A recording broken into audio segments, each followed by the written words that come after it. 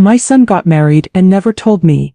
I found out on Facebook when I saw him in his white suit with his in-laws by his side. The next day I quietly sold the house and went away from his life.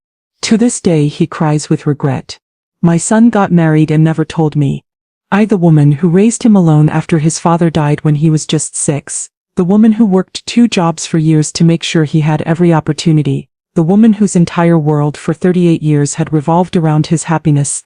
I found out scrolling through Facebook. Just another Tuesday morning, sipping my tea, checking in on old students and distant relatives. And there he was, my Daniel, beaming, handsome, devastatingly happy in a sharp white suit I didn't recognize, standing under an archway of flowers I didn't choose.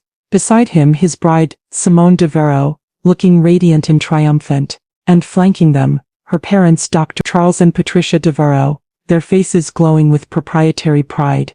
My space beside my son, empty. A blank, gaping hole in the perfect composition. The caption, posted by some de Vero cousin I'd never heard of, read, "Congratulations Daniel and Simone Hayes. Welcome to the family. Such a stunning wedding." The date stamp, last Saturday, the day Daniel had told me he had a mandatory inescapable work retreat in another state. I didn't call, I didn't rage, I didn't shed a single tear. Something inside me, something old and foundational, simply fractured. It broke clean, like a piece of dry wood snapped over a knee. The next day, Wednesday, I quietly called the best realtor in town, told her to sell the house he grew up in. Our house, immediately, price no object. Speed essential. By Friday it was sold. By Saturday, exactly 1 week after my son's secret wedding, I packed 2 suitcases, walked out the door and vanished from his life. To this day, I hear through the grapevine, the whispers that still reach me even in my quiet new life, that he cries with regret, that he searches, that he asks questions with no answers. Good, let him. Regret is the price of betrayal.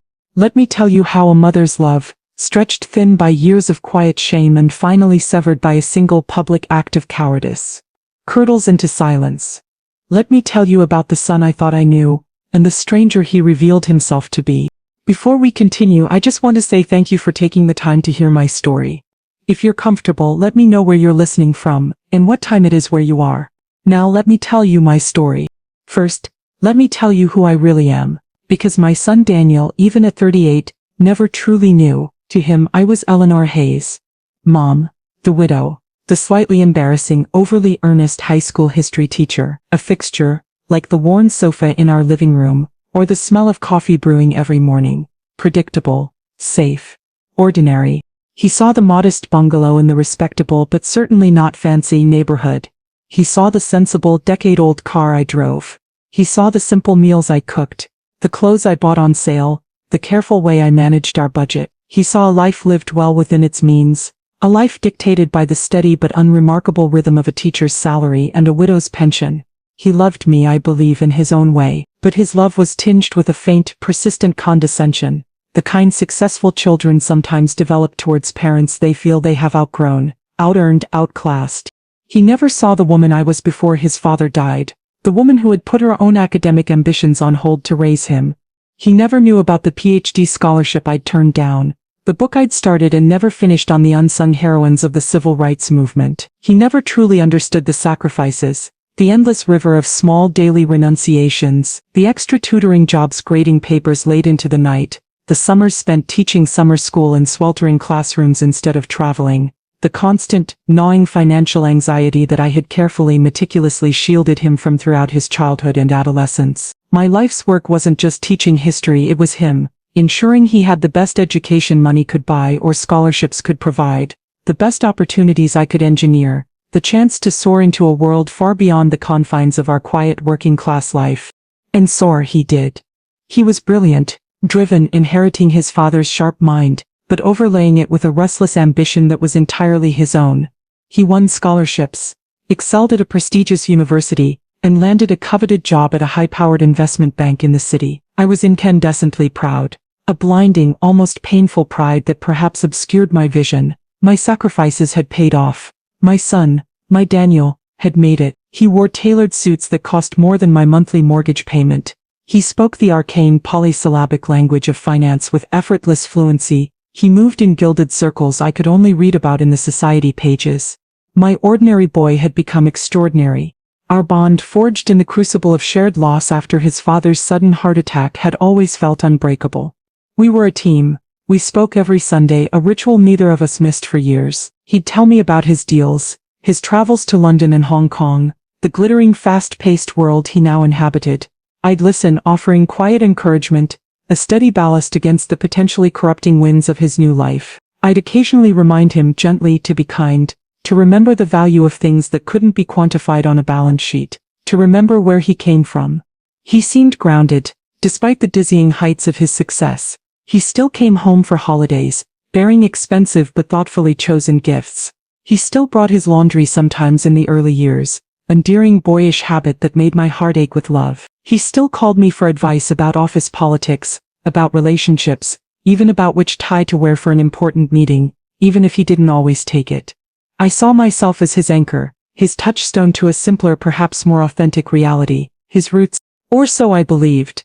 I didn't realize that anchors, to those determined to sail ever further into glamorous, uncharted waters, can start to feel like dead weight, a drag on their forward momentum. The change began slowly, almost imperceptibly, a subtle shift in the current around the time Simone de Vero entered his life, and my quiet pride, my unquestioning maternal love, my own relief that he had found partnership, blinded me to the subtle seismic shifts happening beneath the surface of his carefully presented, increasingly unfamiliar life.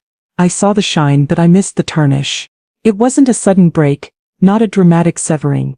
It was a slow, gradual erosion, like a sandstone cliff yielding imperceptibly to the relentless caress of the tide. The Sunday calls, once leisurely, rambling conversations that spanned hours, became shorter, more focused, sometimes postponed with a quick, breathless text message. Swamped at work, Mom. Huge deadline. Simone and I have brunch plans with her parents. You know how Patricia gets if we're late. The excuses were always plausible, delivered with Daniel's usual slightly stressed affection, which made them all the more insidious. How could I question his dedication to his career, the very career I had sacrificed so much for? How could I begrudge him time with his future in-laws? When we did talk, the texture of the conversation changed.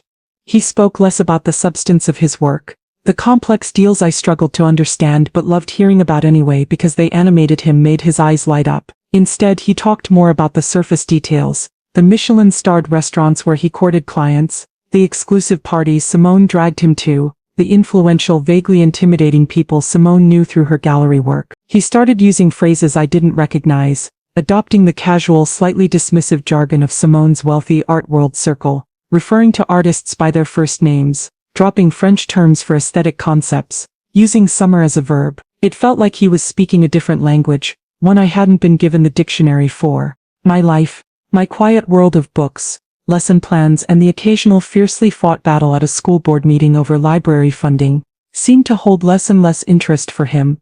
It felt small to him now, when I'd share an anecdote about a particularly bright student finally grasping the complexities of the Reconstruction era, or a frustrating bureaucratic tangle I was navigating at school. His attention would drift. I could almost hear the unspoken thought spooling out behind his polite ahas. How quaint, how irrelevant compared to closing a multi-million-dollar deal or debating the merits of postmodern sculpture. He wasn't deliberately unkind, not yet, but his disinterest was a quiet, constant dismissal. The most painful shift, the one that lodged like a shard of ice in my heart, was his growing self-consciousness about me, about us, when we were in Simone's orbit. It started small, almost too small to name, but impossible to ignore. A slight hesitation before introducing me at a gallery opening, his eyes flicking nervously towards Simone as he murmured, "This is my mother, Eleanor." A subtle steering of the conversation away from my job. Mom teaches history or our neighborhood. She lives near the old mill district. A quick, almost imperceptible shake of his head. If I started to tell one of my rambling, enthusiastic stories about a historical figure I admired. A nervous glance towards Simone if I laughed too loudly at a joke or expressed an opinion on politics or art that deviated from the accepted Devereux-approved viewpoint. I remember one particular incident vividly. A mortifying little scene that played out under the glittering chandeliers of a charity art auction Simone had insisted we attend. It was a world entirely alien to me. Air kisses that never landed, champagne flutes held like weapons, and murmured judgments about abstract canvases that looked to my untrained eye like expensive paint spills. I was wearing my best black dress, a simple, classic sheath I'd owned for 15 years, and I felt dowdy, invisible, and profoundly out of place. But I was trying my best, for Daniel's sake. I struck up a conversation with a woman standing near me, admiring a rather dramatic landscape painting. She seemed refreshingly down to earth, perhaps another stray sheep in this flock of polished wolves. We discovered a shared love for historical biographies, and were laughing about a particularly absurd passage in a recent one about Catherine the Great when Daniel and Simone approached, their faces arranged in identical masks of strained social grace. Daniel's smile froze, almost comically, when he saw me chatting animatedly with the woman. His eyes widened slightly in what looked like panic. He quickly introduced Simone, his voice tight, then physically pulled me aside, his hand gripping my upper arm a little too tightly, his fingers digging into my skin. "Mom?" he whispered, his voice a low, urgent hiss, his eyes darting nervously back towards the woman, who was now looking at us with polite confusion. "That's Amelia Vandergrift. The Amelia Vandergrift. Her husband runs the biggest hedge fund in the state. Please, just be careful what you say. Stick to pleasantries. Be careful." As if I, a woman who had navigated complex social and professional situations for decades, who had managed classrooms full of volatile teenagers and boardrooms full of egos, were a toddler liable to blurt out state secrets or start a food fight. He wasn't protecting me from embarrassment. He was protecting himself from me. He was ashamed, not just of my simple dress or my lack of knowledge about hedge funds, but of my very essence, my unpolished authenticity, my inability to perform the social calculus required in Simone's world. That was the first time the cold fist of fear truly clenched in my stomach, squeezing the air from my lungs. The distance wasn't just geographical or social, it was emotional, fundamental. He was actively constructing a wall between his old life and his new one, brick by mortifying brick, and I was definitively painfully on the wrong side of it. Still, I rationalized, grasping at the straws of maternal denial. He was adapting, he was under pressure. He was in love. Simone came from a different world, a world with arcane rules and punishing expectations. It was natural for him to feel a little awkward, a little stressed, navigating between the two. He just needed time. He would find his balance. He would remember who he was. He was still my Daniel, underneath the expensive suit and the newfound social anxieties. I clung to that belief, that stubborn maternal certainty that the core of him, the kind, intelligent, principled boy I had raised, the boy who knew right from wrong, was still there. It was a belief that felt essential, foundational. It was a belief that would make the eventual discovery of the truth revealed on a Tuesday morning via a Facebook tag, all the more devastating, all the more world-shattering. Simone Devereaux was a predator who hunted with porcelain teacups and passive-aggressive compliments. Her campaign to marginalize me, to gently but firmly nudge me out of the frame of Daniel's new upgraded life, was a masterclass in the subtle art of social assassination. There were no raised voices, no overt insults, no dramatic confrontations that would have been too crude, too obvious, too easily identifiable as malice. Simone's weapons were far more sophisticated, the raised eyebrow that spoke volumes, the faint condescending smile that dismissed without a word, the carefully worded compliment that landed like a critique wrapped in velvet. She played the part of the devoted daughter-in-law flawlessly. At least on the surface. She called me Eleanor, never Mom, establishing a polite but distinct boundary from the outset. She remembered my birthday, usually with a generic expensive scarf that wasn't remotely my style. She invited me to their apartment for brunch occasionally, carefully curated events where I felt less like family and more like an anthropological exhibit being observed by her sophisticated friends. Her comments about my appearance were relentless, always delivered with a veneer of helpful sisterly concern. "Oh, Eleanor, that's a charming blouse," she might say, her eyes doing a swift, dismissive scan of the perfectly respectable silk top I'd owned and loved for years. "The color is interesting. Perhaps for your next birthday, we could treat you to a little shopping trip.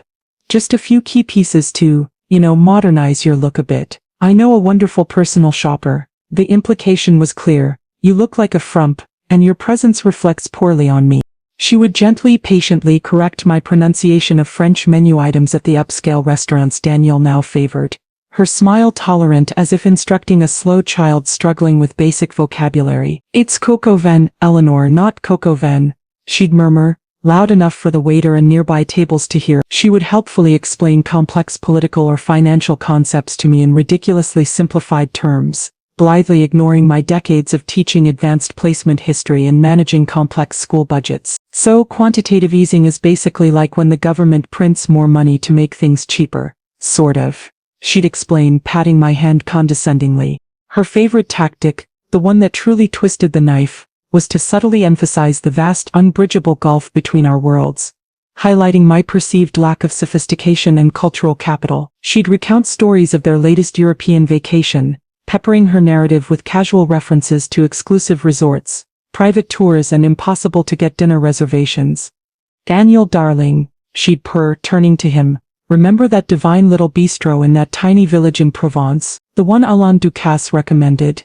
Eleanor, you simply must go someday, though I suppose it's rather off the beaten path if you're not used to that kind of adventurous travel." And the wine list was entirely in French, no translations.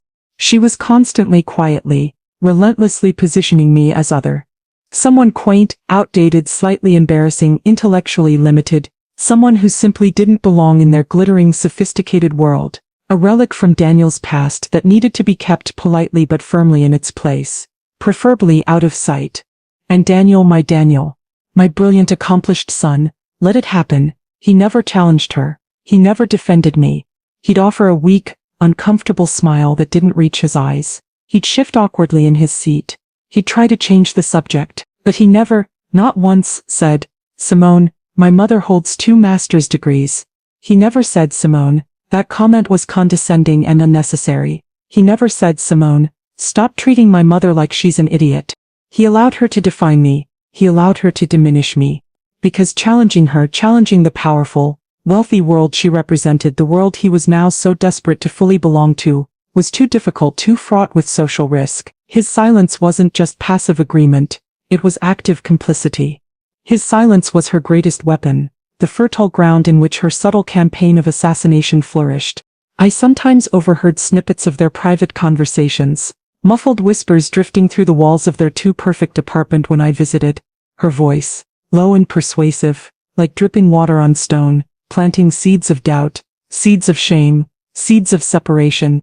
Just think, it might be awkward for her, Danny. The Harrisons, the Vandergrifts, they're used to a certain level of conversation. Your mother is lovely, of course, but she doesn't really understand that world, does she?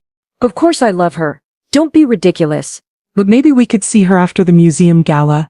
It's just the optics, darling. It's a major networking event for me. You understand. Worried she'll say the wrong thing to Senator Thompson. You know how blunt she can be sometimes. It's not her fault, it's just her background. We need to protect her from feeling uncomfortable. Protect me, or protect themselves from me. She was building a case against my very presence. Brick by subtle, poisonous brick. A case that argued my authenticity was a liability, my simplicity a social disease that needed to be quarantined for their own good. She was framing my existence as a problem to be managed, a potential embarrassment to be contained. And Daniel, desperate for her approval, desperate to secure his place in her world, desperate perhaps to shed the skin of his own modest past, was slowly, tragically beginning to believe her. He started making excuses, preemptively, for why I shouldn't attend certain events, why it might be better or less stressful for me if we met for a quiet coffee instead of joining them at a gallery opening or a political fundraiser. He was becoming her accomplice, the willing gatekeeper she used to manage my access to his life, throttling the connection between us down to a trickle. I saw it happening. I felt the walls closing in, the space I occupied in his life shrinking daily, but I still clung to that stubborn maternal hope that his fundamental love for me, the deep foundational bond forged in shared grief and years of unwavering support, would ultimately prevail over her superficial influence.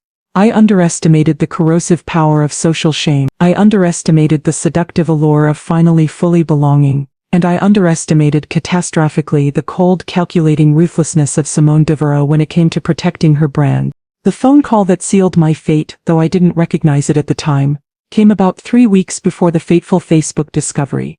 It arrived on a Tuesday evening, interrupting my quiet routine of grading papers after dinner. Daniel's number flashed on the screen, and despite the growing unease, that familiar lift of love and anticipation fluttered in my chest. Maybe this call would be different. Maybe he'd sound like his old self. He didn't. His voice was off from the first syllable. Strained, tense, like a string pulled too tight, vibrating with an unnatural high-pitched frequency. Hey mom, listen, I'm calling because things are a little crazy here. Like really crazy. Crazy how? I asked, keeping my own voice carefully light, trying not to betray the internal alarm bells that were already starting to clang. Everything okay? Yeah, fine, he said quickly. Too quickly. Just work. It's insane. We're closing this massive merger deal. International implications, the whole 9 yards. And it's all hands on deck. Looks like I'm going to be traveling, unexpectedly, a lot, for the next few weeks starting, well, pretty much now. Oh? I tried to inject a note of casual interest, pushing down the rising suspicion. Where are you going? Anywhere interesting? Singapore, mostly, he stammered. The slight hesitation almost imperceptible but definitely there. Yeah, Singapore, big international client. It's a mandatory trip. All the senior partners have to be there for the final negotiations. It's a whole thing. Very high pressure. Singapore. It sounded impressive, important, suitably distant, but something felt off. The vagueness, the slight tremor in his voice, the feeling that he was reciting lines from a poorly rehearsed script. And, he continued, the words tumbling out in a rush now, as if he needed to get them out before his nerve failed. It's the worst timing because Simone's family is having this huge 100-year anniversary reunion thing, up in Maine, at their summer compound on that island they own. He mentioned the island name, one I vaguely recalled from society pages, a place synonymous with old money and extreme exclusivity. It's apparently a massive deal for the Devereaux, happens every 5 years, everyone has to be there, and wouldn't you know it, it's the exact same weekend as the crucial part of my Singapore trip. He paused, letting the manufactured weight of this terrible coincidence settle. So the plan is, he forged on, I fly back from Singapore literally the day before, meet her up in Maine, straight from the airport. It's going to be brutal. And then we'll probably be completely offline for 4 or 5 days. Very spotty reception up there on that island. Basically cut off. The story was elaborate. Too elaborate. It was larded with unnecessary details. The 5-year reunion, the specific island, the spotty reception. It felt constructed, patched together with flimsy, unconvincing narrative threads. Why tell me all this detail if he was just going to be unreachable? So he finally got to the surgically precise point. The reason for this entire convoluted preamble. I just wanted to let you know I probably won't be able to talk much for the next couple of weeks. It's going to be absolutely insane, but maybe let's plan for me to come visit after all this craziness is over. Say mid-November, things should definitely be calmer by then. Mid-November, nearly a month away, an eternity in the quiet landscape of my life. Oh, I said, the single syllable feeling heavy cold, like a stone dropping into a well. Okay honey, that sounds very busy, I understand. Do I? Super busy mom? He jumped in, relief flooding his voice, making it sound almost genuine for the first time in the conversation. He had delivered his lines. He had erected his wall. He had secured his alibi. Insanely busy. But I'll call you the absolute minute things calm down, promise. Cross my heart. The childish phrase felt jarring, out of place. Okay, Daniel, I said quietly. My voice felt strangely distant, disconnected from myself. You take care of yourself, work hard, be safe on your travels. Thanks, Mom. You too. Stay warm. Love you. Love you too, I murmured, but the line was already dead. He had hung up before the words even fully left my mouth. I sat there in my small lamplit study, holding the silent phone, the echo of his strained, overly detailed voice hanging in the air like stale smoke.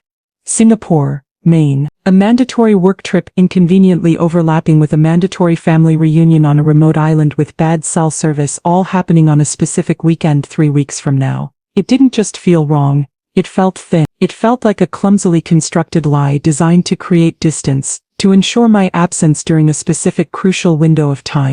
But why? Why lie to me? His mother about something like that? Why construct such an elaborate, easily disprovable fiction? Unless the event he needed to keep me away from was something else entirely. Something happening here, not in Singapore or Maine, something he didn't want me to know about. My mind, The analytical engine I had honed over decades of parsing historical texts and student excuses began to sift through the data points, the accumulated evidence of the past year. Simone's constant undermining, Daniel's growing embarrassment, their obsession with appearances, the Devereaux's legendary snobbery and focus on pedigree. A cold, sickening, and suddenly terrifyingly plausible possibility began to form in the pit of my stomach. A possibility so monstrous, so fundamentally unthinkable in the context of a mother-son relationship, that I immediately tried to push it away with all my strength. No, he wouldn't. He couldn't possibly exclude me from his wedding. Just to appease his snobbish new in-laws? Just to avoid a moment of potential social awkwardness? It was inconceivable. It was grotesque. It violated every principle of love, loyalty, and basic human decency I had ever taught him. Not my Daniel. Not the boy I raised. I forced myself to believe the story, clinging to it like a drowning woman to a piece of driftwood. He was busy. He was stressed. Investment banking was a demanding world. Simone's family was demanding. It was just a convergence of unfortunate timing.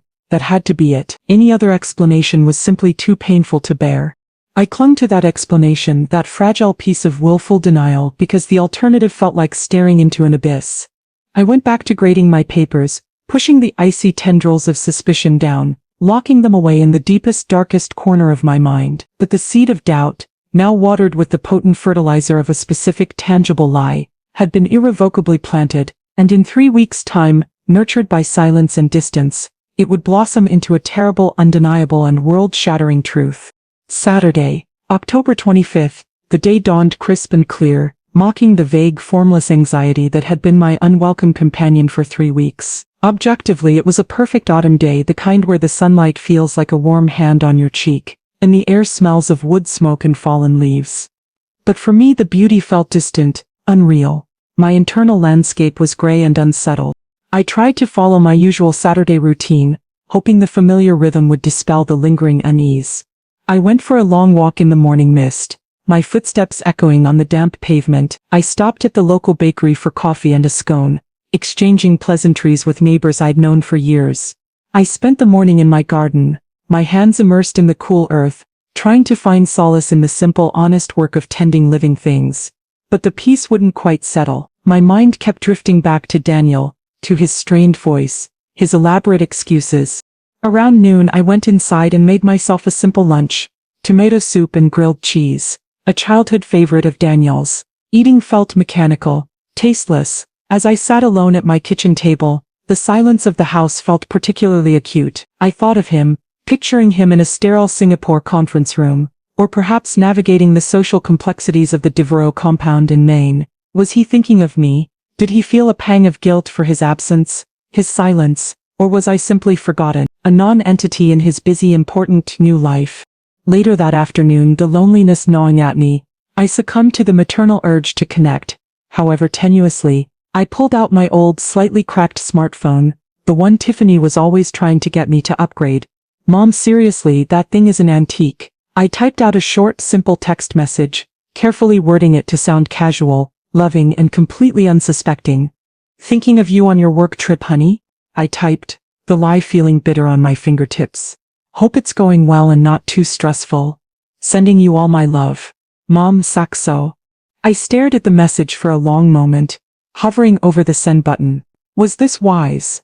Was I inviting more hurt? But the need to reach out, to pretend, just for a moment, that things were normal was too strong.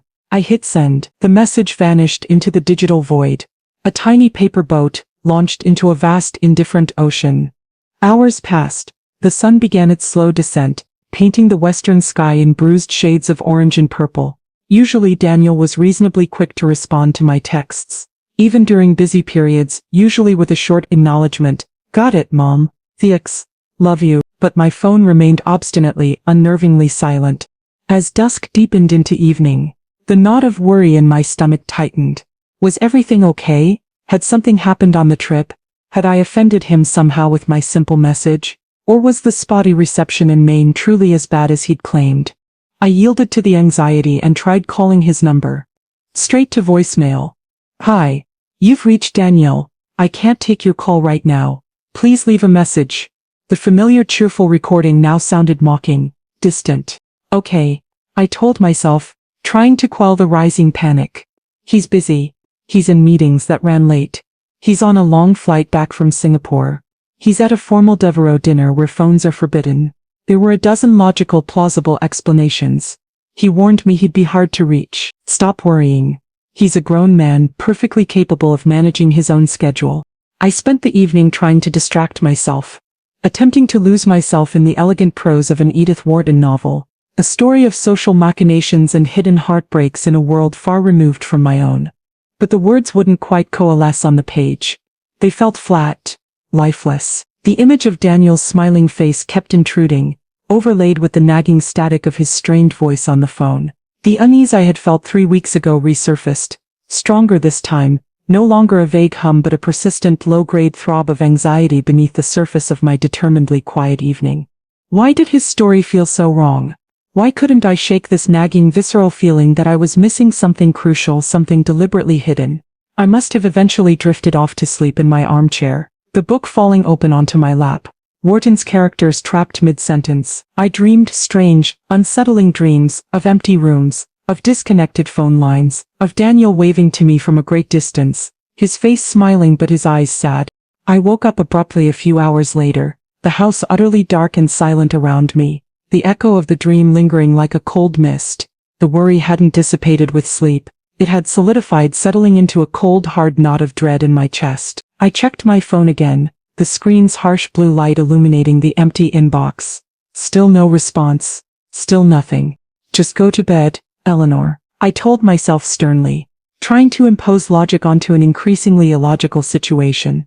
You're being ridiculous. You're letting your imagination run wild. He's fine. Everything is fine. I went to bed, but sleep did not come easily.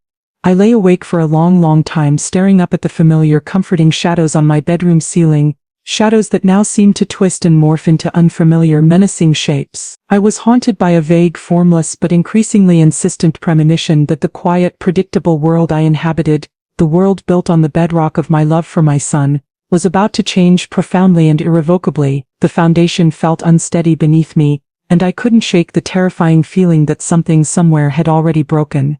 Tuesday morning, 3 days after the wedding I didn't know had happened. Life on the surface had settled back into its quiet, predictable routine. The weekend's vague, free-floating anxiety had mostly subsided, pushed down by the force of habit and the mundane demands of a new week. Paying bills, planning lessons. I was volunteering twice a week at my old school, unable to completely sever the ties. Tidying the garden. I still hadn't heard directly from Daniel, aside from that brief, unsatisfying text late Sunday night. Trip went well. Maine was crazy. Talk soon. Talk soon. The vagueness was irritating, but at least it was something. He was safe. He was busy. I told myself sternly this time to be patient. He would call when he could.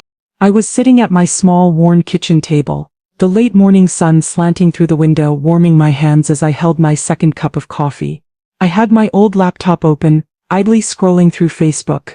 It was my modern equivalent of sitting on the front porch, a way of staying loosely connected to the world beyond my garden gate.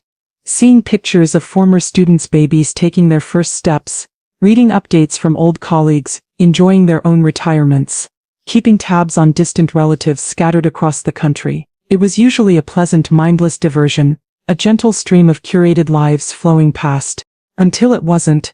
A notification popped up in the upper right corner of my screen. A small red circle with a number inside.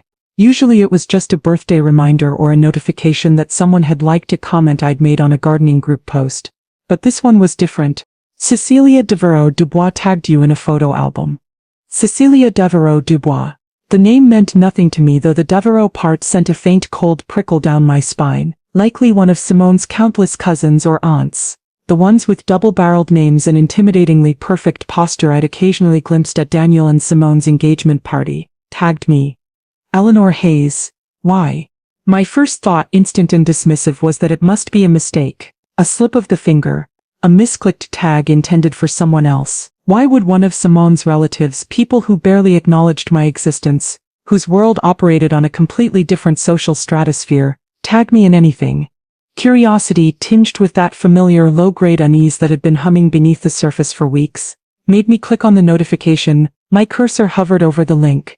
A moment of hesitation, a final fleeting instant of blissful ignorance before the world tilted on its axis. I clicked.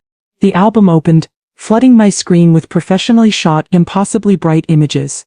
The title emblazoned across the top in an elegant, looping script, was simple, celebratory, and utterly devastating. Simone and Daniel's beautiful wedding, October 25th. My blood didn't just run cold, it felt like it turned to ice water in my veins.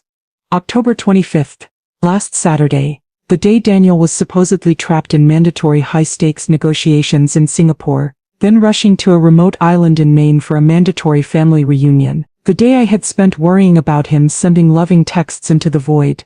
My hand trembled violently as I moved the cursor, clicking on the first photo in the album, enlarging it to fill the screen. And the world stopped. Utterly. Completely.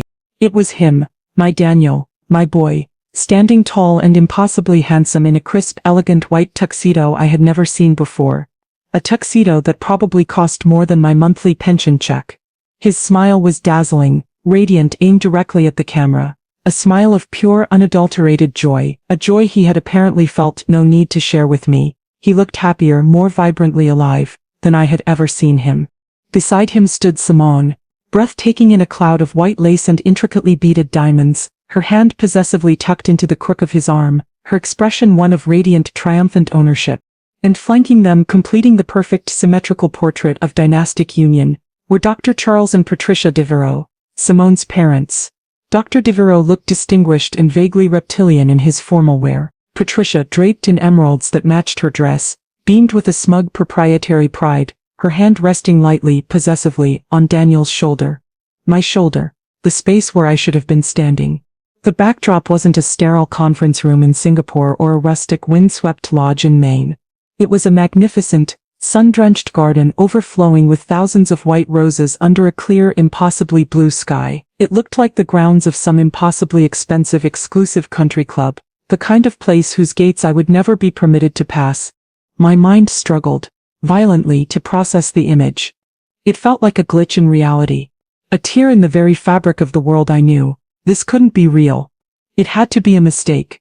A cruel, elaborate hoax. Some kind of bizarre Photoshop prank. But the evidence was right there in stark, undeniable, high-resolution detail. The professionally perfect lighting. The candid, unguarded joy on Daniel's face. The sheer, overwhelming reality of it. I clicked numbly, automatically through the rest of the photos, each image a fresh, brutal blow to my already reeling senses. Daniel and Simone cutting a towering 7-tiered cake adorned with edible gold leaf. Daniel dancing his first dance with Simone as husband and wife. His eyes locked on hers with an intensity that made my breath catch. Daniel laughing heartily with Charles Devereaux, a thick celebratory cigar in one hand, a crystal flute of champagne in the other. Looking entirely at home in this world of casual, confident wealth. Daniel posing, arm in arm with Simone's bridesmaids. A gaggle of glossy, sophisticated young women whose names I didn't know, whose lives were utterly alien to me. Photo after photo after photo. 100 captured moments meticulously documented, of a joyous, lavish, deeply significant life event. A milestone. A beginning. My son's wedding day. And in every single photo, every frame, every captured instant of his happiness, there was a conspicuous, aching, screaming absence. Me. His mother. The woman who had given him life, who had raised him, loved him, sacrificed for him, championed him. I was nowhere. I had not just been uninvited, I had been meticulously, surgically erased from the narrative of his life. Replaced, rendered utterly, completely irrelevant by the smiling, triumphant, and utterly devastatingly present faces of his new improved family. I felt a strange, detached numbness spread through my limbs, my fingers growing cold on the keyboard. It wasn't pain, not yet. The shock was too profound, too overwhelming. It was like watching a film of my own life. A film where the main character had suddenly, inexplicably vanished from the final most important scene. The cheap ceramic mug slipped from my numb fingers and crashed onto the linoleum kitchen floor, shattering into a dozen pieces, splashing lukewarm coffee across my worn slippers. I didn't bend to pick it up. I didn't react to the noise. I just sat there staring at the screen, at the smiling face of the son who was now a stranger. The stranger who had just committed the ultimate, unthinkable, unforgivable betrayal. The world hadn't just stopped. It had shattered. There were no tears, no screams, no frantic desperate calls demanding an explanation, hurling accusations, seeking solace or inflicting pain. The shock that had frozen me, that had shattered my world like cheap ceramic, gave way not to a storm of emotion but to a profound, chilling, almost preternatural stillness. It was the stillness of a deep polar ocean, miles beneath the churning, chaotic surface waves. It was the stillness of a battlefield after the final, devastating volley, when the smoke clears to reveal damage so absolute, so irrevocable that rage feels pointless, grief feels inadequate. I sat at my kitchen table for a long time, perhaps an hour, perhaps more. Time seemed to have lost its forward momentum, looping endlessly around the images burned onto my retinas. Daniel's radiant smile, Patricia Devereaux's proprietary hand on his shoulder, the empty space where I should have been. The shards of my broken coffee mug lay scattered on the floor around my feet, the spilled coffee slowly drying into a sticky brown map of my own internal devastation. I didn't move to clean it up. The mess felt appropriate, symbolic. Finally, with a slow, deliberate movement that felt like it required immense physical effort, as if moving through deep water, I reached out and closed the laptop lid. The screen went dark, plunging the bright, sunny kitchen into a sudden, welcome twilight. But the images, the ghosts of his joy, remained, projected onto the inside of my eyelids. I stood up, my legs stiff and unsteady, feeling decades older than I had just a few hours before. I walked, not to the phone to unleash the torrent of questions and accusations that logic dictated should follow such a betrayal, but to the window overlooking my small familiar garden. The roses, George's pride and joy, the ones I had been tending just yesterday with a sense of quiet purpose, were putting out their last defiant blooms of the season. Brave splashes of crimson and pink against the fading green tapestry of autumn. I had always found peace in this garden, solace in the simple, honest work of tending living things. Now, it felt alien, disconnected, a stage set for a life that was no longer mine, a life predicated on a central relationship that had just been revealed as a profound, perhaps deliberate fiction. The betrayal wasn't loud. It wasn't a single sharp, easily identifiable wound like a knife thrust. It was a deep, silent, seismic shift that had fundamentally, irrevocably rearranged my entire internal landscape. The love I felt for Daniel, the fierce, unconditional, all-consuming maternal love that had been the bedrock of my existence for 38 years. It didn't vanish in that moment. Love, I suspected, was too deeply rooted, too primal, perhaps even too stubborn, for that. But it transformed, instantly, irreversibly. It cooled, it hardened, it retracted, pulling back from the vulnerable surface like scorched skin, retreating to some deep, unreachable, frozen core. What remained on the surface, the part of me that had to face the world, was something else entirely, something cold, something sharp, something utterly, irrevocably distant. It was the quiet, clinical detachment of a historian realizing that the primary source document they had based their entire life's work upon, the foundational text they had trusted implicitly, was, in fact, a clever, cruel forgery. All the interpretations, all the assumptions, all the carefully constructed narratives, rendered meaningless in an instant. He had made his choice. A deliberate, conscious choice, executed over weeks, maybe months of planning and deception. He had chosen Simone's world, her values, her family, over me. He had chosen the glittering illusion of social advancement, over the quiet, steady truth of filial loyalty. He had chosen to erase me, to hide me, to treat me, his mother, the woman who had given him everything, as a shameful secret, an inconvenient piece of his past that might tarnish his bright, shiny, Devereaux-proved future. The reasons, I knew with a sudden, chilling certainty, were irrelevant. Perhaps it was Simone's relentless manipulation, perhaps it was his own deeply buried shame about our modest origins. Perhaps it was simple, unadulterated social cowardice. It didn't matter. The why was a pointless academic exercise. The action itself, the deliberate, calculated exclusion, the profound, unforgivable disrespect inherent in that choice, that was the only thing that mattered now. That was the fact upon which all future understanding must be built. He had drawn a line in the sand, clear and deep. He had placed me firmly, definitively on the other side of it, and in that quiet, sunlit kitchen, surrounded by the ghosts of a life that no longer felt real, the shards of my broken heart metaphorically mirroring the shards of the broken mug at my feet, I made my own choice. A choice equally clear, equally definitive. I would respect his boundary. I would accept the harsh, brutal reality he had presented me with. I would remove myself from the equation of his life entirely. I would not fight for a place I was clearly no longer wanted. I would not plead for explanations that would likely be more lies. I would not demand an apology that would be meaningless, even if offered. I would simply disappear. I would grant him the wish he had so cruelly, so secretly made. I would give him exactly what he seemed to want. A life completely free from the embarrassing, inconvenient, unworthy presence of his simple, ordinary mother. The severance would be as clean, as quiet, and as absolute as the closing of a coffin lid on a past that was now well and truly dead. That night was the longest of my life. Sleep was an impossibility. The house, usually my sanctuary of quiet comfort, felt alien, hostile. Every creak of the floorboards, every rustle of leaves outside the window seemed to echo the hollowness inside me. The silence was no longer peaceful. It was accusatory, filled with the deafening roar of my own thoughts, the endless, torturous replaying loop of those smiling wedding photos, Daniel's radiant face a mask of joyous betrayal, the empty space beside him, a screaming void. I didn't grieve the missed wedding itself, the pomp and circumstance, the seating chart drama, the inevitable awkward small talk with Simone's intimidating relatives. Those were just superficialities, the empty rituals of a world I never truly belonged to anyway. What I grieved, with a pain so profound it felt like a physical tearing inside my chest, was the loss of the son I thought I had raised. The boy who held my hand tightly when crossing the street, convinced I could protect him from all harm. The awkward teenager who confided his first heartbreak, his deepest dreams and fears, trusting me with his vulnerable, unfolding self. The young man who called me every Sunday sharing his triumphs and frustrations, seeking my quiet, steady counsel. That person, the Daniel I knew, the Daniel I loved, seemed to have vanished without a trace, replaced by this smiling stranger in a white suit, a stranger who could stand bathed in the spotlight of his own happiness while deliberately, meticulously, ensuring his own mother remained hidden in the shadows.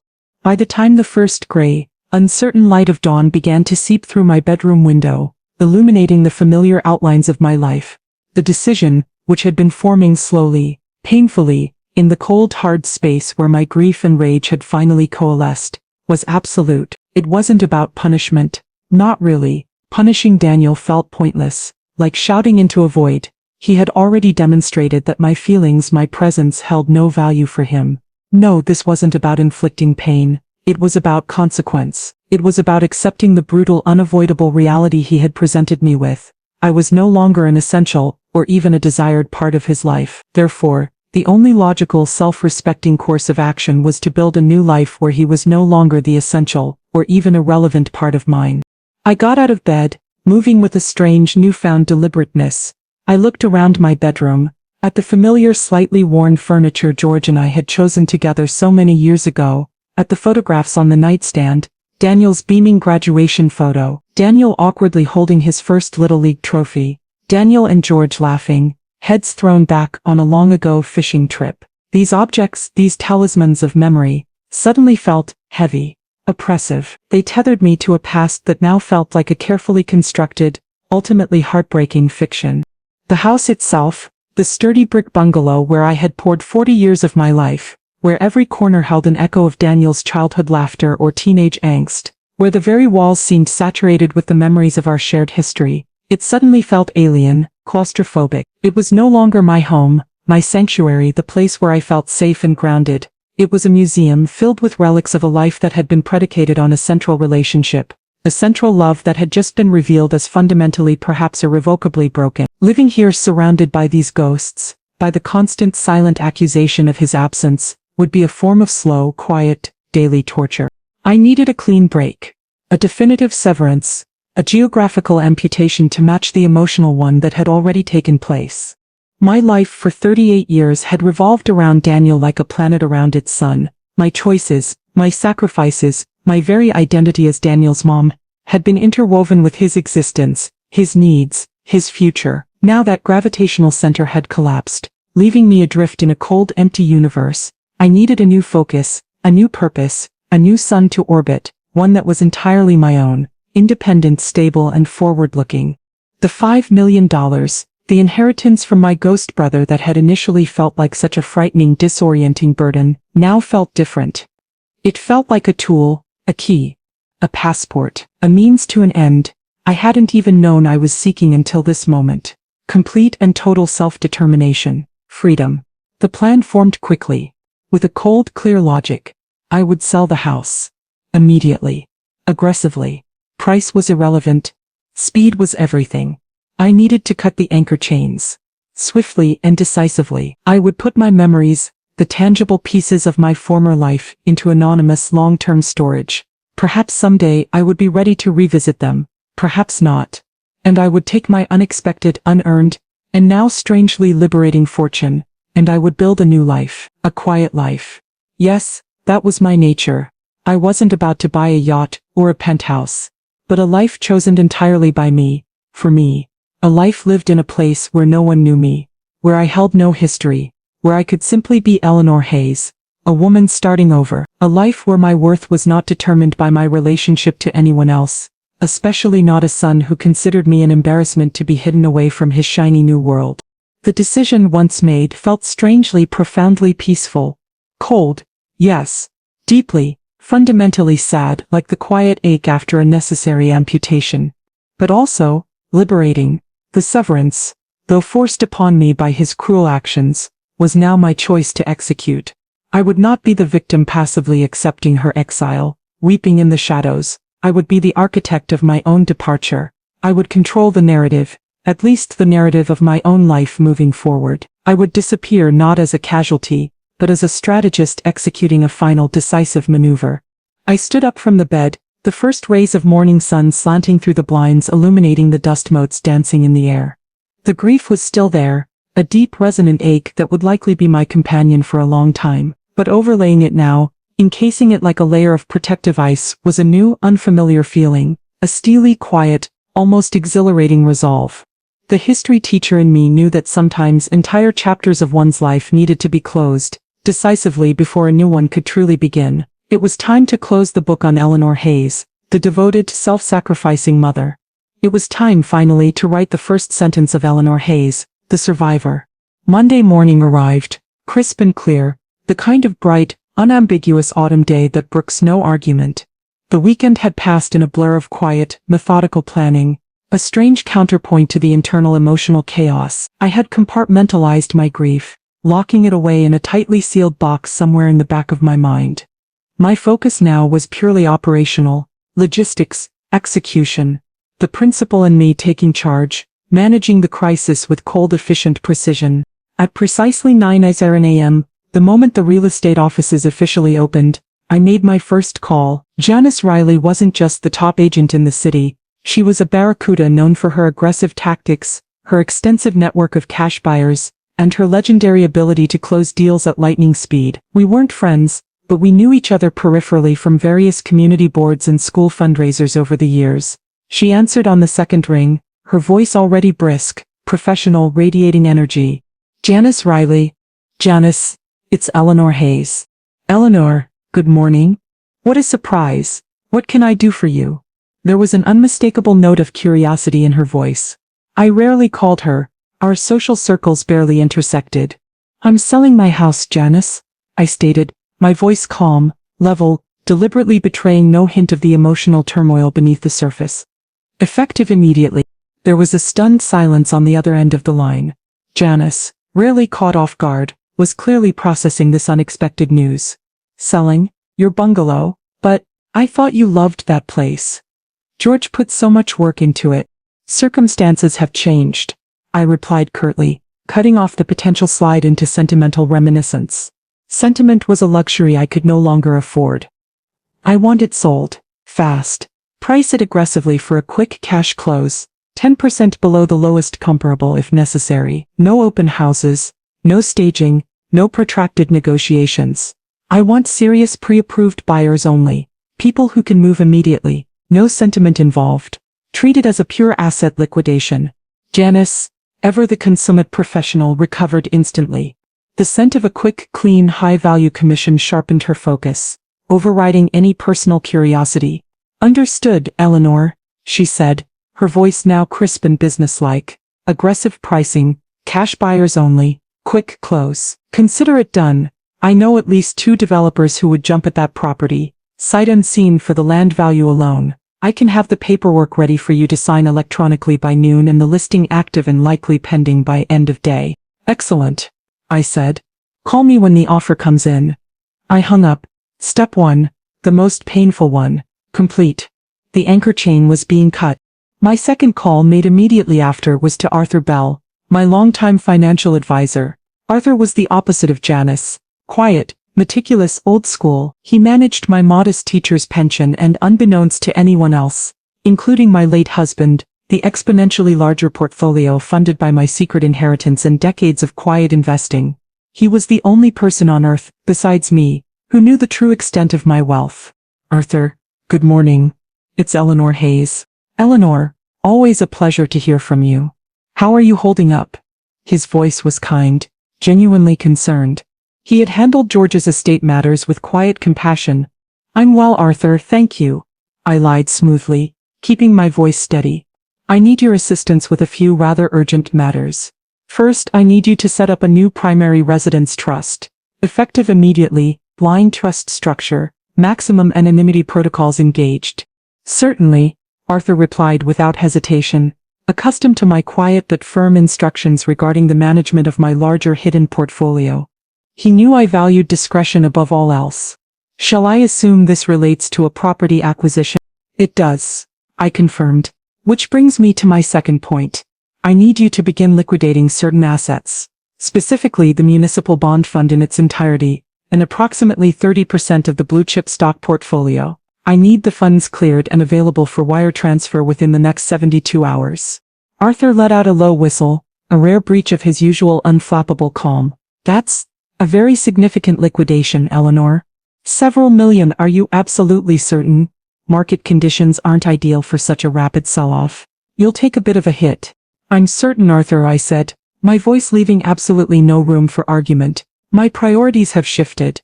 I value liquidity, speed and freedom of movement far more than maximizing percentage points right now.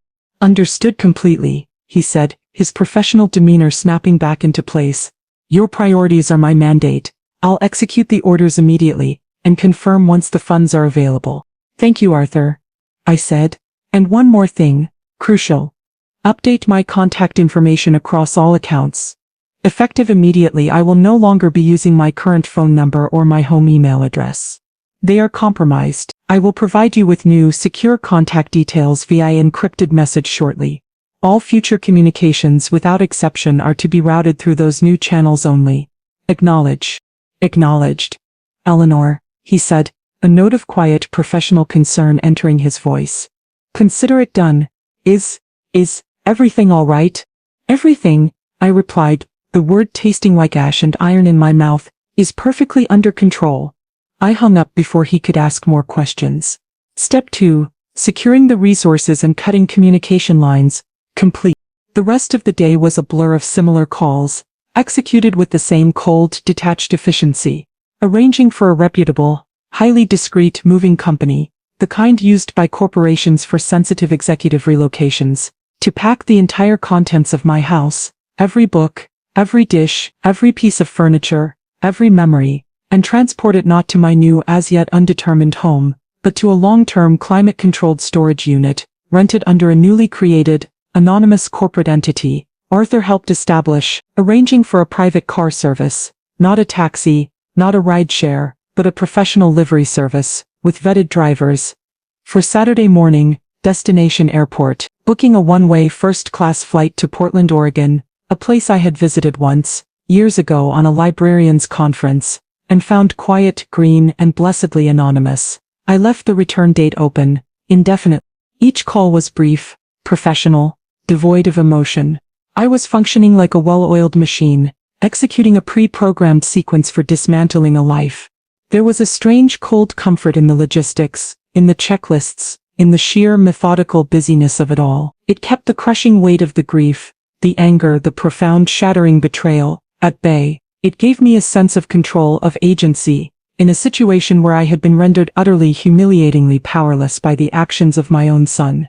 By Friday afternoon, less than 72 hours after my discovery, Janice Riley called, her voice buzzing with triumphant energy. The house was sold. A cash offer slightly below market value as I'd authorized, but immediate unconditional, closing electronically within the hour, from a developer known for quick, no-nonsense transactions. He planned to tear it down and build luxury townhomes. I felt a brief, sharp pang, a flicker of sadness for the lost history, the erased memories, the ghost of George's laughter in the garden. Then I pushed it away, ruthlessly. It was no longer my history to preserve. It was just an asset, liquidate. I signed the electronic closing documents without hesitation, my digital signature appearing on the screen, crisp and final. The severance was almost complete. All the logistical pieces were in place. All that remained was the final, physical act of departure. Walking away. Saturday morning dawned gray and drizzly, the sky weeping a soft, mournful rain that perfectly mirrored the muted, somber mood within the now cavernous house. The moving truck, the same anonymous white behemoth from Monday, arrived precisely at 8:00 a.m. The same crew of 4 young men in identical gray uniforms, their faces carefully neutral, worked with a quiet, almost reverential efficiency. Their movements a blur of practiced routine that felt both intrusive and blessedly impersonal.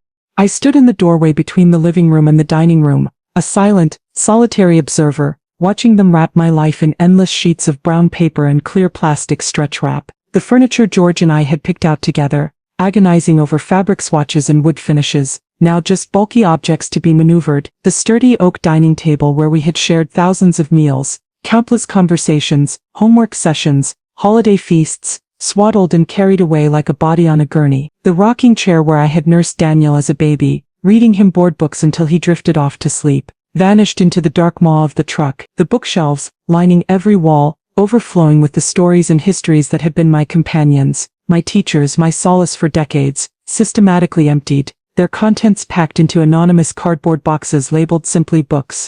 It was a strange, disembodying experience, watching the tangible evidence of my existence being dismantled, categorized and hauled away. It felt less like moving and more like an archaeological excavation, the layers of my life being carefully unearthed and removed for storage in some climate-controlled archive. I did not supervise them closely. I trusted them to do their job with the professional detachment I had paid dearly for. Instead, I retreated to my bedroom, the last room they would pack, with the 2 small suitcases I had prepared. My task was different, more surgical. I was not packing a life to be moved. I was curating the essential elements for an escape, for a new identity yet to be formed. I packed methodically, choosing only the items that represented me. Eleanor Hayes, independent of my now defunct roles as wife or mother. My most treasured books, the ones whose pages were soft with wear, whose margins held my own cryptic annotations. My travel documents, passport, birth certificate, the essentials for proving my existence in a new place. My laptop containing my decades of journals, my research notes, the fragile seeds of future writing projects, perhaps that book I'd abandoned years ago. Clothes that were comfortable, practical, versatile, suited to the damp, cool climate of the Oregon coast. Clothes that spoke of quiet competence, not ostentatious wealth or deliberate poverty. But the most important part of the packing, the part that felt most significant, most symbolic, was not what I chose to take but what I consciously, deliberately chose to leave behind. I walked through the rapidly emptying house one last time, a ghost revisiting the scenes of her former life, now stripped bare, echoing with emptiness. In Daniel's childhood bedroom, the movers had already taken the bed, the dresser, the desk, but the walls still bore the faint pencil marks where George and I had religiously tracked his height, a tangible record of his growth from boy to man. His old baseball trophies, tarnished and dusty, sat forlornly on the top shelf of the empty closet. His collection of dog-eared sci-fi paperbacks, the companions of his adolescent imagination, still lined the built-in bookcase. I touched nothing. I took nothing. This was his past, the physical residue of the childhood he seemed so eager to let him decide what to do with it, if he ever summoned the courage, or the conscience, to confront it. In the living room, the mantelpiece, now bare, still showed the faint outlines where the framed photographs had sat for decades, a curated history of our family. George and I on our wedding day, young, hopeful, blissfully unaware of the challenges ahead. Daniel's first steps, a blurry snapshot capturing a moment of pure unbridled joy. His high school graduation, his face alight with pride and the boundless promise of the future. A more recent photo taken just last Christmas, a forced, awkward tableau of Daniel, Simone and me, smiling stiffly for the camera, A portrait of a fractured family desperately pretending to be whole. I had already removed the one photo I wanted, the small black and white snapshot of my younger, independent self. The rest I left leaning against the bare wall, a silent accusation for whoever found them. The movers finished by late morning, their efficiency almost brutal. The house echoed with a profound, unsettling emptiness that seemed to absorb all sound. Every room was a blank slate, stripped bare not just of furniture but of personality, of history, of warmth. It felt like a stage after the play has ended, the actors gone home, the audience dispersed, leaving only the bare boards and the lingering, intangible ghosts of performance. My car service was due at noon. I had one final task to perform, the closing punctuation mark on this painful chapter. I took a plain white envelope from my purse. Inside, I placed a single sheet of plain paper on which I had typed, in a clean, impersonal font, the name and address of the long-term storage company and the unique account number under which all my worldly possessions were now filed. No salutation, no signature, no emotional explanation or bitter recrimination, just the cold, hard logistical facts. Information, delivered without commentary. Then I took the new set of house keys, the ones that officially belonged, as of yesterday's closing, to the anonymous development company that would soon tear this place down, and placed them on the clean, empty kitchen counter where my coffee mug had shattered just days before. Beside them I placed the plain white envelope containing the storage unit information. That was it. My final communication, no long tearful letter pouring out my pain, no angry accusatory manifesto detailing his betrayal, no explanations for my disappearance. Just the keys to an empty house he no longer had a claim to, and the location of a past he had chosen to discard. The rest was silence. Silence, his exclusion, had broken my heart. My silence, my complete and total erasure of myself from his life, would be his consequence. Let him grapple with the emptiness. Let him fill in the blanks himself. At precisely noon, the doorbell, which I hadn't realized was still connected, chimed softly through the empty house, the sound startlingly loud in the cavernous silence. I picked up my 2 suitcases, surprisingly light now, containing only the essentials for my new unwritten chapter, and walked to the front door for the last time. Standing on the porch was the driver from the car service, a polite, uniformed man holding an umbrella against the persistent drizzle that had begun to fall. He nodded respectfully. "Miss Hayes?" "Yes," I replied, my voice sounding strangely calm, detached. He took my bags without a word and carried them down the path to the waiting black sedan parked at the curb, a clean, anonymous vehicle chosen for its lack of ostentation.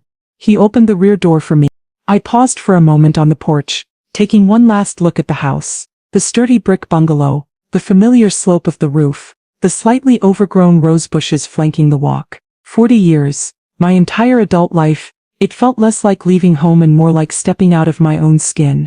Then I turned, walked down the path and slid into the cool, quiet interior of the car. The driver closed the door behind me with a soft, solid thud, sealing me off from the past. "The airport, please," I said, my voice steady. "Domestic departures. Portland flight." The driver nodded, started the engine, and the car pulled away smoothly from the curb. I didn't look back at the house in the rearview mirror. There was no point. It was just a building now, an empty shell filled with ghosts that were no longer mine to commune with. It belonged to the developers, to the future, to someone else's story. The drive to the airport was surreal, a journey through a landscape that was both intimately familiar and suddenly profoundly alien. The streets of my city, the landmarks I had known my entire life, the library where I'd first fallen in love with books, the park where George had proposed, the hospital where Daniel was born, felt distant, like scenes viewed through the wrong end of a telescope, belonging to someone else's history. I felt strangely detached, untethered, a passenger not just in the car but adrift in my own life. The grief was still there, a deep, cold ache lodged somewhere beneath my ribs, but it was overlaid with something else, something unexpected, a sense of profound, almost terrifying freedom. I had no ties, no obligations, no one expecting me, waiting for me. My future was a completely blank page, waiting for the first word to be written. At the airport, the driver unloaded my bags and offered a polite, professional goodbye. I checked my luggage, navigated the familiar impersonal choreography of the security line, and found my gate in the bustling terminal. I bought a cup of overpriced coffee and a thick paperback novel, a complex historical saga set in a time and place far removed from my own. Something to occupy my mind without demanding too much emotional investment during the long flight ahead. I found a seat by the large windows overlooking the tarmac, watching the planes take off and land, silver birds soaring into the vast indifferent gray sky, escaping the pull of the earth. My flight was cold. I stood up, took my carry-on bag, containing only my laptop, my journals, the photo of my younger self, and a change of clothes, and joined the line of anonymous travelers, shuffling towards the jet bridge. As I walked down the carpeted tunnel, the muffled roar of the engines vibrating through the floor, I made a conscious final decision, the last thread to be cut. I reached into my purse, took out my old, slightly cracked smartphone, the repository of Daniel's contact information, of years of shared texts and photos, the umbilical cord that still connected me, however tenuously, to my former life. I powered it down for the last time. Then deliberately, methodically, I opened the back, removed the small white SIM card, snapped it cleanly in half between my thumb and forefinger, and dropped the two useless pieces into the small trash bin conveniently located just before the airplane door. My old number was gone. My old email address would be deactivated remotely by Arthur Bell by the time I landed. My house was sold. My belongings were locked away in anonymous storage, under a corporate name, Eleanor Hayes. The mother, the widow, the retired teacher, the woman Daniel knew, or thought he knew, had effectively ceased to exist in the world he inhabited, erased, just as he had erased me from his wedding photos. I found my seat by the window in the quiet, spacious first-class cabin, a small necessary indulgence purchased with my newfound freedom. I buckled my seatbelt, the click of the metal echoing the finality of my actions. I looked out the window at the rain-streaked tarmac, at the gray familiar landscape of the life I was leaving behind. The engines whined, then roared to life. The plane began to move, slowly at first, taxiing down the runway, then faster, accelerating relentlessly down the concrete strip until, with a gentle stomach-lifting surge, we were airborne, banking steeply away from the city. Below me, the familiar map of my life spread out, then rapidly shrank, receding into the gray mist, the houses, the streets, the river, my old school, the park where George had proposed, all becoming smaller and smaller, indistinct, until they were just distant, hazy memories absorbed into the vast, indifferent landscape. I didn't know what awaited me in Oregon. I didn't know if I would find peace there, or just a different, more profound kind of loneliness. But as the plane broke through the clouds into the bright, blinding sunlight above, I knew one thing with absolute, unshakable certainty: I was moving forward, away from the wreckage, towards something unknown, and I was leaving no forwarding address. The severance was complete, the silence had begun. Weeks turned into a quiet, solitary month. Then, too, autumn deepened into winter. Daniel, presumably, returned from his work trip and his family reunion, his secret wedding successfully concluded, his troublesome mother successfully excluded. He likely settled back into his routine, perhaps feeling a faint, easily suppressed prickle of guilt, but mostly relief. The awkwardness was avoided, the Devereaux were appeased. His social standing was secure. He would have texted me eventually, probably a few days after his return. A brief, casual message designed to test the waters, to feign normalcy. "Hey mom, back in town. Crazy few weeks. Let's grab coffee soon." When the message inevitably failed to deliver, error, number not found, confusion would be his first reaction. Annoyance, perhaps. Did she forget to pay her bill again? He would have tried calling. The sterile, impersonal voice of the automated system. "The number you have dialed is no longer in service. Please check the number and dial again." More confusion. A flicker of unease now, perhaps. Why hadn't she mentioned changing her number? That wasn't like her. He might have tried my old email address, the one I'd had for 20 years. It would have bounced back instantly. Delivery status notification failure, address not found. Now the annoyance would be tinged with genuine worry. Something wasn't right. But life, his busy, important life, would have quickly intervened. A demanding project at the bank, a mandatory weekend retreat with Simone's family, the constant exhausting upkeep of their carefully curated existence. Weeks would have slipped by, blurring into a month. He'd mean to drive over to my quiet street to check on me in person, but something always came up, a client dinner that ran late, a last-minute trip Simone insisted they take. The low-grade worry, the nagging sense that something was amiss, would be easily suppressed, pushed aside by the more immediate pressures and pleasures of his own life. Mom's fine. She's always fine. Probably just lost her phone or something. She'll call eventually. He would tell himself these things because the alternative was too uncomfortable to contemplate. Perhaps it was the approaching holidays, Thanksgiving, then Christmas, that finally spurred him into action. The societal expectation of family gatherings. The dawning, uncomfortable realization that he hadn't actually spoken to his mother, hadn't laid eyes on her in nearly 3 months. The slight, persistent, uncomfortable guilt finally managing to nudge its way through the layers of his self-absorption. He would have driven over to my street, probably on a crisp Saturday afternoon in December, perhaps bearing a token, guilt-assuaging gift certificate or a box of chocolates. He'd turn onto my familiar block, expecting to see my sensible sedan parked in its usual spot, perhaps a wreath on the front door. Instead, he would have seen something else. Something fundamentally jarringly wrong. Maybe it was the sold sign first, stark and brutal against the winter bare lawn, still hanging slightly lopsidedly from the realtor's metal post. Sold? When? Why? Maybe it was the strange car parked in the driveway. Not a developer's truck, but perhaps a family minivan, toys scattered on the lawn beside it. Who are these people? Maybe it was the sight of unfamiliar furniture through the living room window, glimpsed between the slats of different unfamiliar blinds.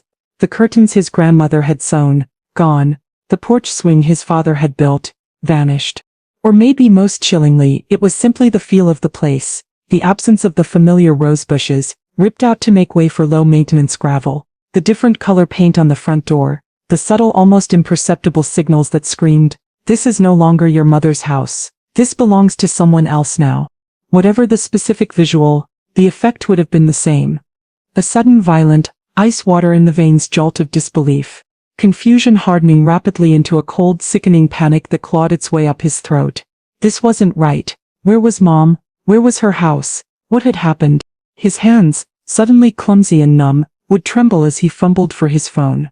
He'd call my number again, punching the familiar digits with frantic hope, praying it was all just a terrible mistake.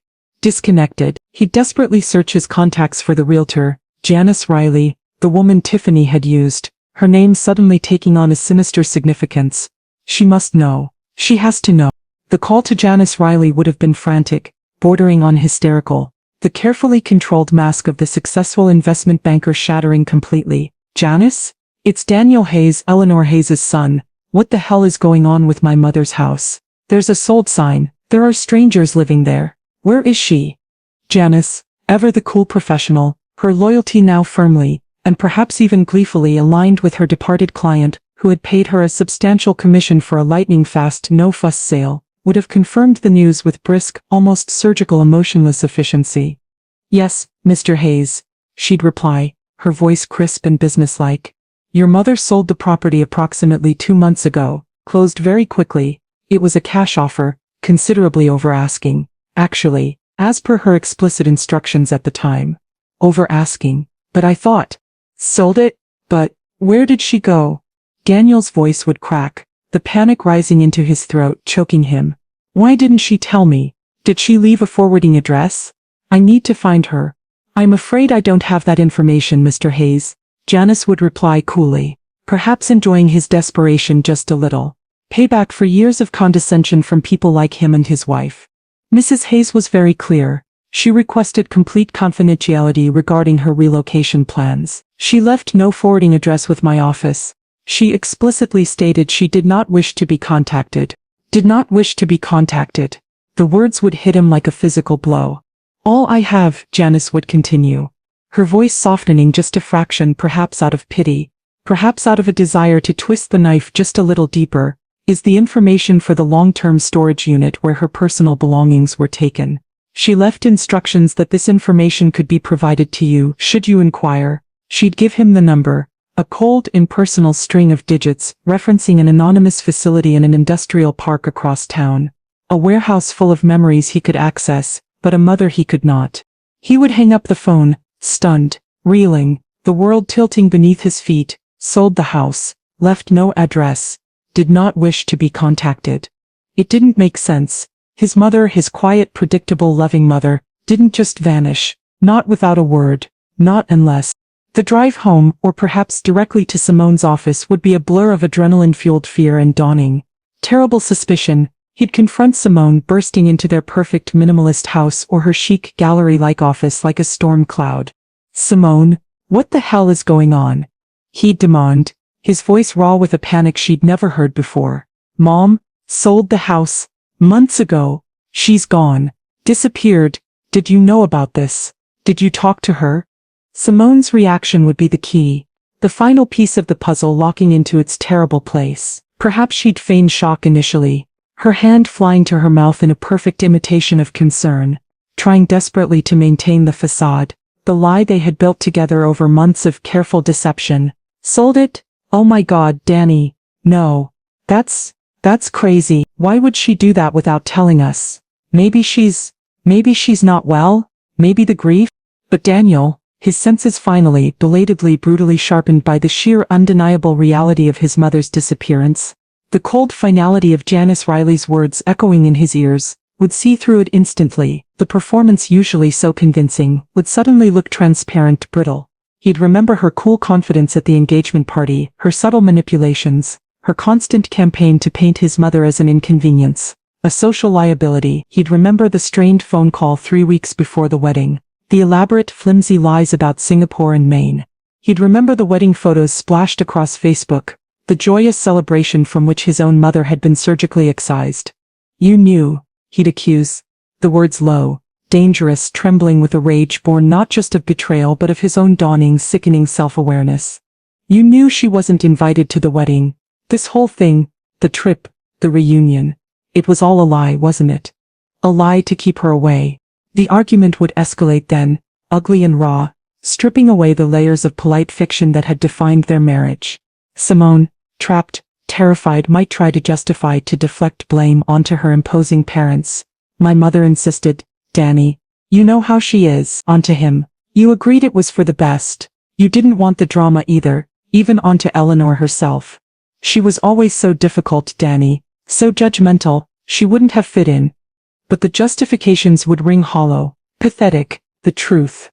The ugly, undeniable, unforgivable truth of their shared conspiracy of exclusion would finally, inevitably spill out in a torrent of blame and recrimination. The secret wedding, planned meticulously behind his mother's back, the deliberate, calculated decision to cut his own mother out of the most important day of his life, simply because she didn't meet the Devereaux standard, because her presence might cause a moment of social awkwardness. And in that moment of brutal, unvarnished honesty, illuminated by the harsh glare of consequence, Daniel would finally see it all. Not just Simone's calculated cruelty, driven by her own insecurity and ambition, but his own profound weakness, his own unforgivable cowardice. He would see how easily her ambition and social anxieties had manipulated his own desperate desire to belong, his own deeply buried shame about his simpler roots. He would see the profound, irreparable damage their actions, his silence, his complicity had caused. He hadn't just missed a party. He hadn't just hurt his mother's feelings. He had fundamentally broken their bond, the oldest, deepest, most unconditional bond of his life. He had severed the root that had anchored him, nourished him, his entire existence. He had treated her love, her lifetime of sacrifice, her very being as disposable, collateral damage in his pursuit of a life that now felt utterly, sickeningly false.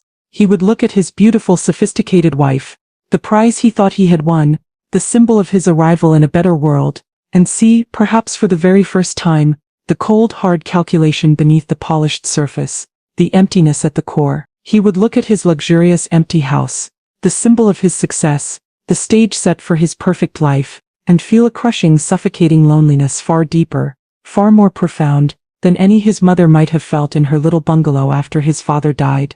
He had gained a wife he now despised, or pitied, or perhaps simply no longer understood. He had secured a place in a family whose values now disgusted him. He had achieved the glittering lifestyle he thought he wanted, the life his mother's sacrifices had enabled. But he had lost his mother. He had lost his anchor. He had lost his past, and in doing so had irrevocably poisoned his future. The foundation of his carefully constructed life wouldn't just crack, it would shatter into a million irreparable pieces around him. And the regret, the vast, bottomless, inescapable ocean of it, would begin its slow, inexorable, suffocating rush inward. And so, we arrive back where we began, circling the drain of his self-inflicted sorrow. To this day he cries with regret. The narrative doesn't need to linger on the messy, protracted specifics of Daniel's life. After that point, the unraveling of his marriage, the potential stagnation of his career once the Devereaux connection lost its potent magic, or perhaps conversely, his doubling down on the hollow pursuit of wealth, as a way to numb the ache, whether his marriage to Simone survived the blast wave of truth, poisoned as it was by mutual blame, shattered illusions, and the ever-present ghost of my absence, is ultimately irrelevant to my story, to the core consequence he carries. Whether he continued his relentless climb up the corporate ladder at the bank, finding solace in the cold, hard numbers, or found his ambition soured, rendered meaningless by the bitter, persistent taste of his own cowardice, doesn't truly matter, because the core consequence, the one that defines his existence now, the punishment that fits the crime so perfectly, is the echo, the persistent, unending, soul-crushing echo of my absence, an absence he himself authored. Perhaps we see a brief, poignant flash-forward, a snapshot from years later capturing the enduring nature of his loss. Daniel is in his 50s now, touches of gray inevitably streaking his temples, lines of stress etched permanently around his eyes like tributaries of a river of regret, successful perhaps, by the world's cold superficial standards, a corner office overlooking the city skyline, an expensive watch glinting on his wrist, perhaps remarried to someone equally polished and ambitious, perhaps with children of his own who know their grandmother only as a faded photograph or a whispered vaguely scandalous family story. He's walking down a busy city street, maybe in Portland during a business trip, maybe somewhere else entirely, anonymous in the lunchtime crowd, on his way to another important meeting, another deal to be closed, another step on the endless treadmill. He sees an older woman ahead of him, waiting patiently at a crosswalk. Her posture is erect, dignified, her silver hair is styled in a familiar, elegant chignon. Maybe she's carrying a simple canvas tote bag overflowing with books from Powell's. His heart stops, a physical jolt, electric and agonizingly painful. Mom. He quickens his pace, weaving recklessly through the oblivious pedestrians, a desperate, irrational hope surging within him, a hope he thought he had long since managed to extinguish through sheer force of will. But as he draws closer, breathless, heart pounding, the woman turns, her face kind but unfamiliar, the eyes holding none of the quiet wisdom he remembers, and smiles politely at him, a stranger acknowledging another stranger, before stepping off the curb and disappearing into the crowd on the other side. It's not me, just another woman. The hope collapses instantly, leaving behind the familiar, hollow, nauseating ache in his chest, a phantom limb pain for a connection severed irrevocably, amputated by his own hand years ago. Or perhaps the scene is quieter, more internal, revealing the private geography of his regret. He's in his sterile, minimalist office late one night, long after the junior analysts and ambitious associates have gone home, the city lights glittering coldly outside his floor-to-ceiling windows like distant, indifferent stars. He opens a bottom drawer in his expensive, custom-made Italian desk, a drawer he rarely accesses, filled with personal effects that feel strangely disconnected from his current life. Tucked away beneath a pile of meaningless corporate awards, framed photos of his second wife and children, and perhaps even a copy of Simone's art gallery catalog, is an old, faded, slightly bent photograph. It's him, maybe 10 years old, gap-toothed, awkward, beaming with unrestrained, innocent joy, holding up a lopsided, poorly painted clay pot he made in Mrs. Gable's third-grade art class. A pot I had kept proudly displayed on my kitchen windowsill for 30 years until the day I left. Beside him in the photo stands a younger me, my arm wrapped tightly around his small shoulders, my face full of a fierce, uncomplicated pride that needed no filter, no curation, no social approval. He picks up the photo, his fingers, usually so steady signing multi-million-dollar contracts, trembling slightly. He traces the outline of my smiling face with his thumb, the ghost of a touch across the unbridgeable chasm of the decades. And a single hot, unexpected tear escapes, rolling silently down his cheek, past the tight clench of his jaw, and splashing onto the polished, reflective surface of the expensive desk, distorting his own weary, middle-aged reflection for just a moment, before evaporating, leaving no visible trace, only the internal stain. The point is, the finality, the crushing, irreversible weight of it. The house he grew up in is gone, bulldozed, replaced by characterless luxury townhomes bearing no resemblance to the life once lived there. The history erased, the storage unit, filled with the tangible remnants of his childhood, of our life, likely remains unclaimed, Untouched, a time capsule of a shared past he can no longer access. A past he chose to forfeit. The key left on an empty counter, useless. The phone number is still disconnected, a dead end. The mother is gone, vanished into a quiet new life he has no map to, no key for, no right to enter. He didn't just lose my presence in his life. He lost the possibility of my presence, the potential for reconciliation, for forgiveness, for understanding, for the simple quiet comfort of a mother's love he likely craves now more than ever. He closed that door himself, locked it from the inside, and threw away the key. He made his choice, driven by weakness, by shame, by the seductive whispers of social ambition. He chose the glittering, brittle illusion over the quiet, steady, sometimes inconvenient truth. He chose ambition over love. He chose his wife's family's approval over his own mother's heart. And in doing so he effectively irrevocably orphaned himself, cutting himself off from his own roots, his own history, his own anchor. And me? My life found its new quiet, unexpected rhythm on the misty, dramatic shores of the Oregon coast. I found a small cottage overlooking the Pacific, the roar of the ocean a constant soothing companion, washing away the lingering bitterness. I volunteer 3 mornings a week at the local library. The scent of old books and salt air a surprisingly harmonious blend. I cultivate a small wind-swept garden, coaxing hardy blooms from the sandy soil, finding peace in the simple honest cycles of growth and decay. I read voraciously, finally tackling the historical tomes I never had time for during my teaching career. I walk for miles along the dramatic rugged coastline, the vastness of the ocean putting my own small story into perspective. I have made a few new friends, quiet, genuine people drawn to the coast for their own reasons, a retired fisherman with endless stories, a bookstore owner with a shared love of obscure poetry, a fellow gardener who understands the quiet satisfaction of nurturing life. They know me simply as Eleanor, the kind, reserved woman with the sad eyes, and the surprising encyclopedic knowledge of obscure historical facts and Civil War battles. They don't know my story, my secret wealth, the successful son I no longer speak of. They just see me, accept me as I am, without judgment or expectation, and that I have discovered after a lifetime of striving and sacrificing for someone else, is more than enough. It is, in fact, everything. The $5 million sits, mostly untouched, still quietly steadily growing in professionally managed accounts. Arthur Bell oversees with impeccable silent discretion.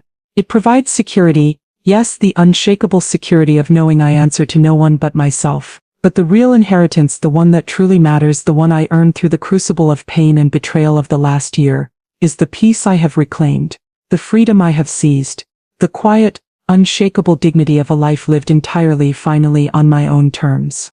Daniel traded his mother's unconditional love for conditional social acceptance, and ended up, as is so often the case, with neither. He is left only with the enduring bitter solitary echo of his own cowardice, a constant, gnawing reminder of the empty space beside him in all the photographs, both literal and metaphorical, of his life, the space where his mother should have been, the space he can now never ever refill. And that, perhaps, is the most profound, most lasting, most fitting revenge of all. Not anger, not retribution, but the quiet, unending internal knowledge, the historical fact of exactly what and who he threw away.